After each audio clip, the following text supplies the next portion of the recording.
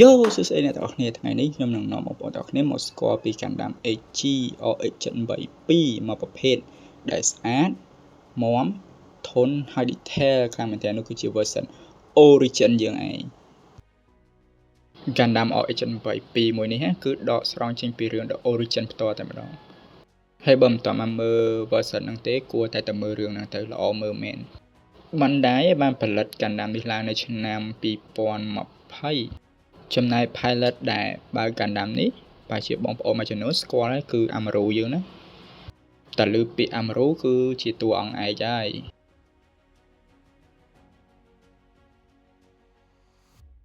អូខេឥឡូវយើងមកនិយាយពី accessory វិញម្ដងគឺមករបស់ច្រើនមែនតើមានទាំងបេមានទាំងភ្លើងដៃមានទាំងកណ្ដុងស្មា extra hand shield និងរបស់កប៉ិកប៉ុកមកច្រើនណាស់ Biplex គេក៏ឲ្យមក beam effect ពីដើមដែរទុកឲ្យយើងប្រើ beam saber គេឲ្យមកពីដើមដាក់នៅ backpack ហ្មងហើយកណ្ដាំនេះគឺយើងអាចកាច់ដៃបកវាទៅក្រោយយក beam ដូចនៅក្នុងរឿងដែរហើយយើងយកវាមកដោតជាមួយ beam effect ខ្លះជា beam saber ហើយដែលខ្ញុំកត់សម្គាល់គឺថាទាំង beam saber ដាក់ចូលនៅក្នុងដៃគឺណែនល្អមែនតើអត់ងាយរបូតមិនថាដាក់ពីខាងមុខទៅឬក៏ពីខាងក្រោយគឺណែនល្អមែនតើមិនថាយើងដាក់ post ដៃរៀងចុះមកក្រោមធ្លាក់ក៏វាអត់ងាយធ្លាក់ចុះមកដែរណែនល្អចំពោះដៃគឺងាយស្រួលមែនតើចង់ផ្លាស់ប្ដូរគ្រាន់តែដកហើយដកផ្សេងយកមកដាក់មានដៃក្តាប់មានដៃលាហើយដៃកាន់កាភ្លើង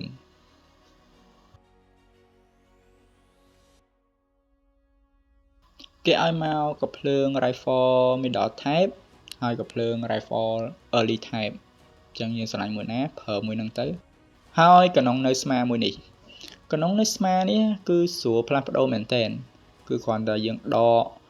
beam saber នៅ backpack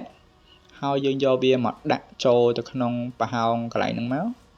គឺជាការស្រេចស្រួលយើងអាចផ្លាស់ប្ដូរវាទៅខាងណាក៏បានដែរតាមយើងស្រឡាញ់ចង់ដាក់នៅខាងឆ្វេងក៏បានស្ដាំក៏បានពួកអីយើងមានអាដុំទូចមួយនេះដែលយើងអាចផ្លាស់ប្ដូរវាអញ្ចឹងយើងគ្រាន់តែដកវាចេញមកយើងគ្រាន់បដូរទិសវាទៅខាងស្ដាំវិញទៅយើងអាចញុកទៅខាងនោះទៅខាង beam backpack មួយទៀតបានហើយអញ្ចឹងស្រួលមែនតើដាក់កណ្ដុងនៅស្មាហើយកាច់ដៃចុះបន្តិចចឹងអូផុសនេះអែមហ្មងបាស៊ូកាវិញ color detail ស្អាតមែនតើខ្ញុំឲ្យ10លើ10ហើយគេក៏ឲ្យមកមួយអាទូចមួយនេះសម្រាប់ដាក់បាស៊ូកាកណ្ដាលមួយនេះគឺមកហ៊ុនច្រើនមែនតើឆ្លាញ់ហ៊ុនមួយណាប្រើហ៊ុនមួយហ្នឹងទៅគ្រាន់តែយក clip របស់បាស៊ូកានេះយកទៅដាក់មុនហើយសោកបាស៊ូកាគឺចូលណែនល្អមែនតើហើយក្នុង menu គេឲ្យយើងដាក់នៅចង្កេះក៏បានយើងដាក់នៅ backpack ខាងលើហ្នឹងក៏បានតាមចំណូលចិត្តរបស់យើងអញ្ចឹងណាមានអីដល់ពេលដាក់ហើយចឹងទៅស្អាតមួយយ៉ាងដែរតា Shield ក៏ស្អាតមួយយ៉ាងតែគ្រាន់តោះចិត្តខាងក្រោយវារៀងអត់ detail ខាងក្រោយចឹងតែមិនអីទេអញ្ចឹង Shield យើងអត់មានអីពិបាកទេគឺដាក់ហ៊ុននៅហ៊ុនដៃហើយយកមកតភ្ជាប់ចូលនៅក្នុងប្រអប់ដៃមកប៉ុន្តែយើងក៏ត្រូវដកអាគម្របដៃនេះសិនបានយើងអាចដាក់កន្លែងកាន់ Shield ហ្នឹងចូលក្នុងដៃបានហើយកុំភ្លេចបិទវិញផងរត់បាត់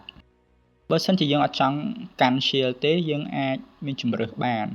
នៅក្នុង menu គេឲ្យយើងដាក់នៅស្មាខាងក្រោយ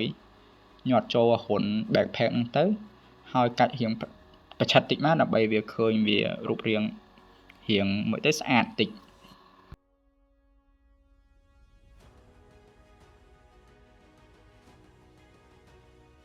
គេក៏ឲ្យ extra part មកដែរគឺនៅស្មាយើងអាចផ្លាស់ប្ដូរជាបិទកាភ្លើងហើយបើកកាភ្លើងបានហើយដៃវិញយើងចង់ដាក់វាស្មើ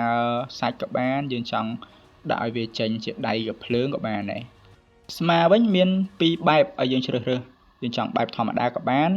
បែប middle type ស្មើឡើងក៏បានដែរ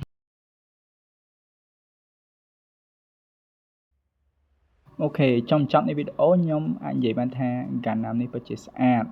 ល្អ detail ក៏ស្អាតវាមានឡានច្រើនហើយយើង panel មើលទៅ detail ហ្មង accessory វិញគឺមកច្រើនមែនតើមានកាភ្លើងផងអាបេផងនិយាយទៅស្អាត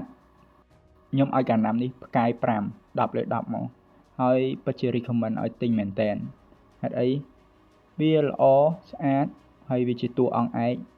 បើសិនជាអ្នកទាំងអស់គ្នាជាអ្នក collection គួរតែ collect មួយទុកទៅហើយតម្លៃការខ្ញុំទិញដូចជា23សម្រាប់បណ្ដាយហើយក៏គេមានជម្រើសមួយទៀត bootleg សម្រាប់អ្នកដែលអត់ចង់ចំណាយលុយច្រើន bootleg ដូចជា9ទៅ$10ទេអត់ច្រើនទេហើយចោះចំពោះមតិយោបល់បងប្អូនអរគ្នាគិតមិនដែរសម្រាប់កណ្ដាលមួយនេះហើយបាន collect ហើយនៅស្អាតដូចដែលខ្ញុំនិយាយអត់ហើយបើសិនជាចង់ខ្ញុំមាន review អីទៀតអាច comment នៅក្រោមវីដេអូបានវីដេអូខ្ញុំមានតែប៉ុណ្្នឹងសង្ឃឹមបងប្អូនអរគ្នាកុំភ្លេច like subscribe ហើយ follow ខ្ញុំម្នាក់មួយផងហើយយើងនឹងជួបគ្នានៅវីដេអូក្រោយបន្តទៀតបាយ